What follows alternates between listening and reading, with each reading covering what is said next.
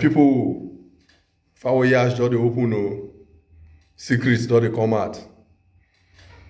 How they communicate with terrorists, they share the don't they come out. Watch video. This one a Gumi Aid Gumi Aid. Collect the from terrorists where they carry money go give them. Watch video. Go to this class. In this class, we're going to look at how Gumi's Aid made millions negotiating for terrorists. For this class, we're going to see everything. Today, it was a court and there were so many revelations. For this class, I'm going to teach you everything in my own way. Let's get started. How he made millions negotiating for terrorists. We'll see everything. Make we start. How Gumi's Aid, Toku Mamu, made millions negotiating for terrorists. According to SSS, that is DSS, the terrorists behind the Kaduna train attack did not only negotiate ransom, they also offered their negotiator, Toku Mamu, a 50 million personal share. He benefited from the ransom. He benefited from the attack that killed some people. He benefited from the attacks where we say some people were in captivity for months. He benefited. Not only negotiating, he benefited allegedly. Yes, 50 million naira.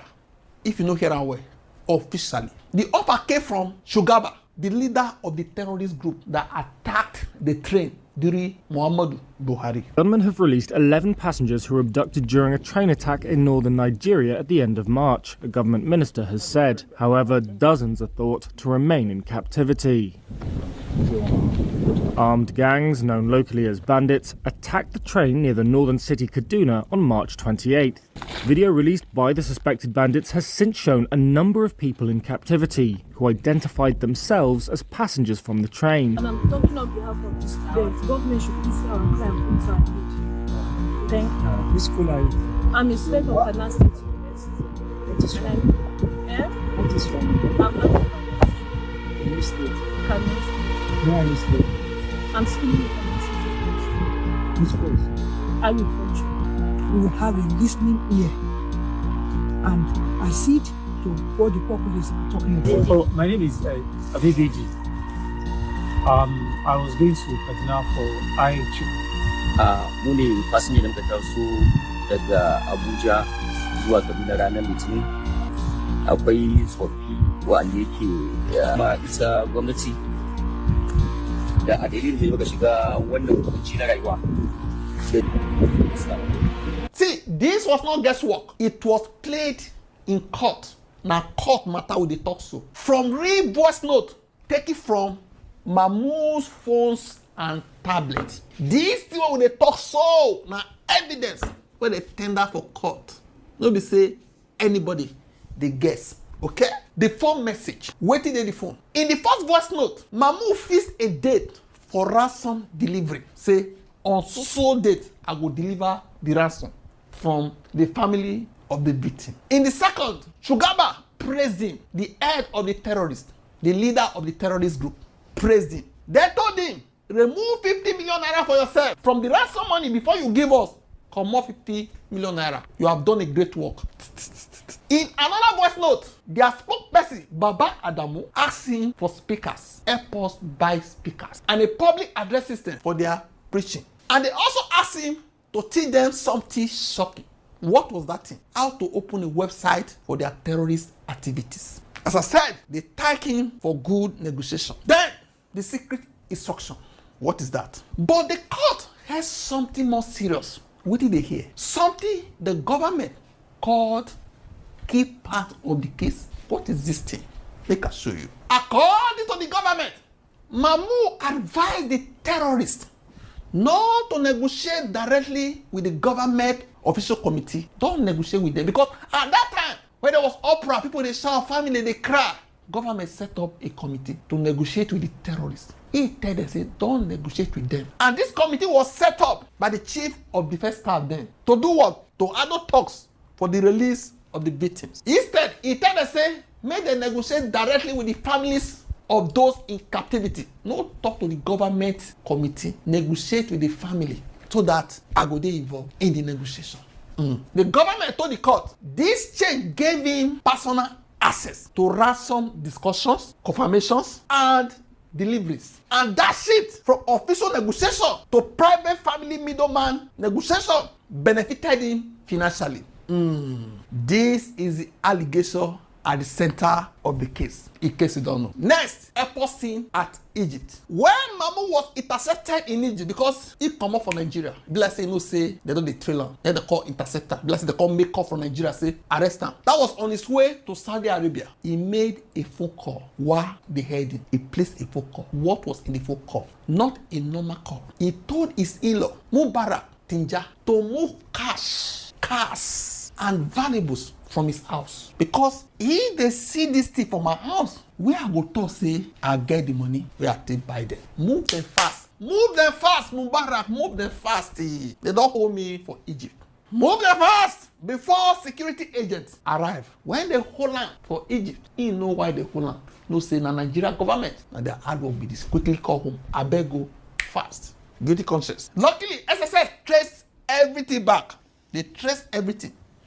All cash, cars, and valuables. During the secret search, what do they recover? They recovered about $300,000, local currencies and foreign currencies. They recover cars. Which car? Camry Muscle, Peugeot 508, Lexus, Mercedes E350, Hyundai, a pop action gun whose license had already expired as at the time when they go search that place. All were tendered in court. All this thing where they tell you for yesterday, they were tendered in court according to the report. Mamu admitted giving the order to move valuables. He admitted it. He admitted the communications. He admitted the gun was his. But the most painful part, victims themselves wrote statements but refused to appear in court. Why they refused? They said they were too afraid, also traumatized. Their voices now sit in files. What they wrote now sit in files, admitted as evidence. It's linked to Sheikh Gumi because everywhere aids to Sheikh Gumi. You can't call him name without calling Gumi. Who was this guy to Gumi? Mokusi. But there is another part of this story, one that Nigerians cannot ignore. We not also ignore for this class. Okay? Because Tuku Mamu was not just a negotiator. He was widely known as the media aide, as spokesperson of the Kaduna cleric Sheikh Ahmad Gumi. Okay? A man who became famous, I'm talking about Gumi, nationwide for meeting bandit leaders in the bush, in the forest, are speaking openly about negotiations. Negotiate with them. Negotiate with them.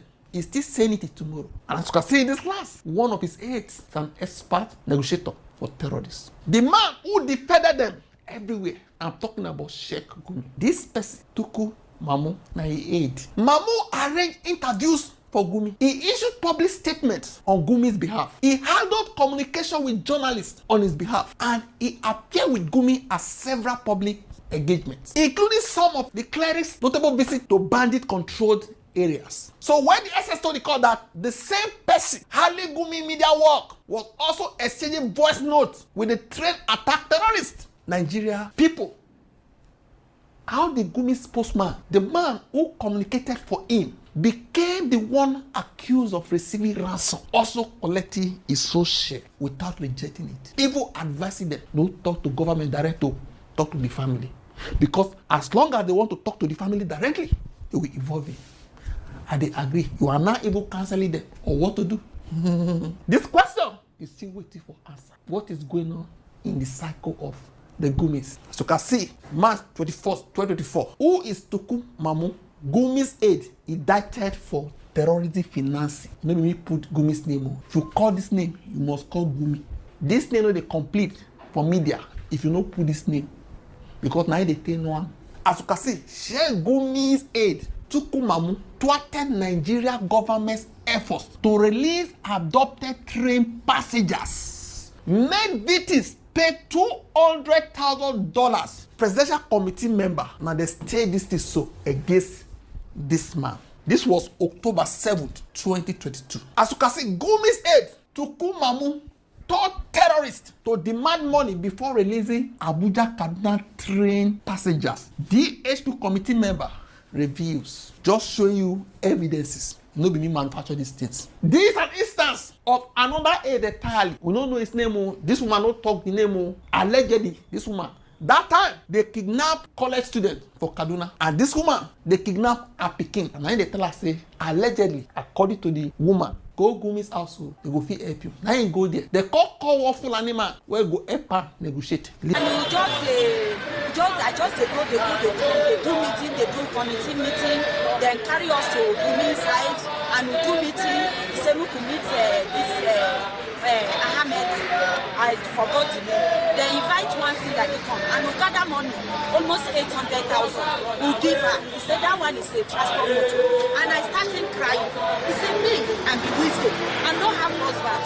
I just train this one to help me tomorrow. Please, he said that one no concern her. Who be the person? The person is a Fulani. They invite it come for one office for Kaduna there. We just tried the beggar. He said no. He said until you pay so amount. He said we don't have much. He said almost 500 million. Initially, they asked, they were after the government paying that money, 500 million. So anytime they call, like me in particular, they kept calling me, Madam, Kijeki Magana, the government, that I should go and talk to the government so that they will go and pay that money. So all I kept telling them was, I am a widow. I cannot have access to the government. Maybe if my husband were to be alive, maybe you know somebody who will help him to talk to the government. But I am a widow. I cannot have access to the government. So when they kept calling me for almost 2 weeks, I kept telling them the same thing. So at the end, they started calling that, okay, how much have you people gathered? I said, how much? Who are the people you are talking about? They said, the parents. I said, no.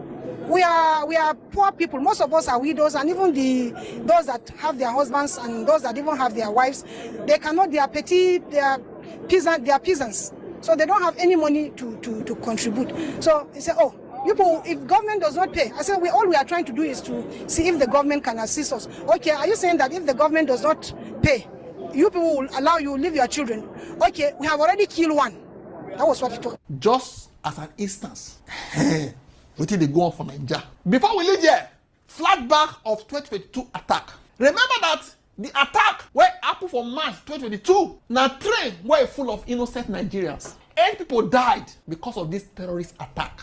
168 persons were missing. Till the last 3 were freed 6 months later. For this type of atrocity, where you also know, say people died. They kidnapped people, they did captivity for months. They say Mamu took ransom, made for hostages, and he hid part of the money in his Kaduna home, allegedly. What is it actually charged with? It's charged with collecting $420,000 and 21 million naira, concealing terrorism funds, communicating with Boko Haram spokesperson, that is terrorist spokesperson, breaking the Terrorism Prevention Act 2022, but pleaded not guilty. Well, the trial they continue, the truth they unfold slowly, painfully, and Nigeria is watching how they go handle this matter.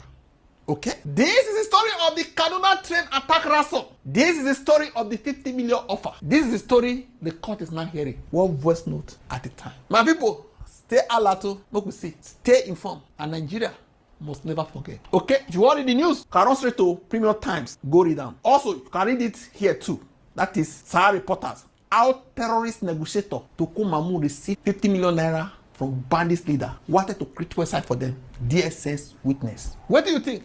Drop up a comment section. Don't forget to like, share, and subscribe. Oh yeah, just the open no. Gumi himself. I let God know. Let's see. How they go. If DSS won't work, they go work. May government give their command. Government give their command. May they work. Yes.